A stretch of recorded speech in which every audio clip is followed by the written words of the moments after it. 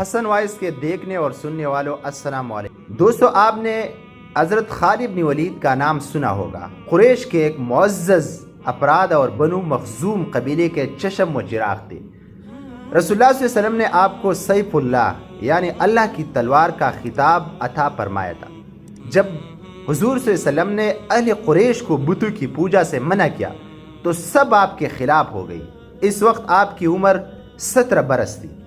آپ بھی اپنے والد کے ساتھ حضور صلی اللہ علیہ وسلم کے دشمن تھے۔ بعد میں آپ نے اسلام قبول کیا۔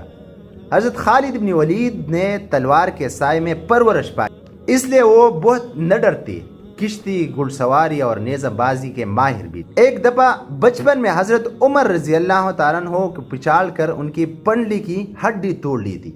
خالد بن ولید کئی جنگوں میں شریک رہے۔ اسلام لانے کے بعد حاکم شام کا مقابلہ کرنے کے لیے 3000 صحابہ کے فوج تیار ہوئی، اس میں آپ بھی شامل تھے۔ خونریز معرکہ ہوا، مخالفین 1 لاکھ کی تعداد میں تھے، مسلمانوں کا کافی جانی نقصان ہوا۔ اگلے روز اس لشکر کی کمان حضرت خالد بن ولید نے اپنے ہاتھوں میں لے لی اور اعلیٰ جنگی اصولوں پر اپنی تھوڑی سی فوج مجتمع کیا اور حاکم شام کی ٹڈی دل فوج کو تہس نہس کر دیا اور فتح پائی۔ نبی پاک صلی اللہ علیہ وسلم کی وفات کے بعد صدیق اکبر کے دور میں آپ کی اسلامی لشکر کی سپہ سالاری کے فرائض انجام دیے رہے۔ معرکہ یمامہ میں آپ نے صرف 13,000 فوجیوں کے ساتھ مسلمہ کذاب کے لاکھوں فوج کو شکست دی۔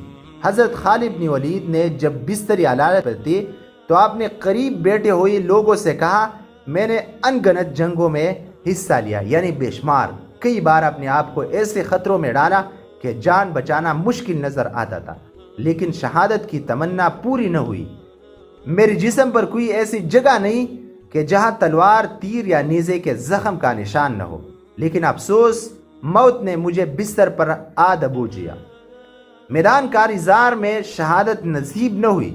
اس پر لوگوں نے ان کو یہ کہا کہ رسول اللہ صلی اللہ علیہ وسلم نے آپ کو سیف اللہ یعنی اللہ کی تلوار کا خطاب فرمایا ہے۔ آپ اگر کسی کافر کے ہاتھ سے مارے جاتے تو اس کا مطلب تھا کہ ایک دشمن خدا نے اللہ کی تلوار کو توڑ ڈالا، جو ناممکن تھا۔ یہ سن کر آپ کو کچھ نہ کچھ اطمینان تو نصیب ہوا۔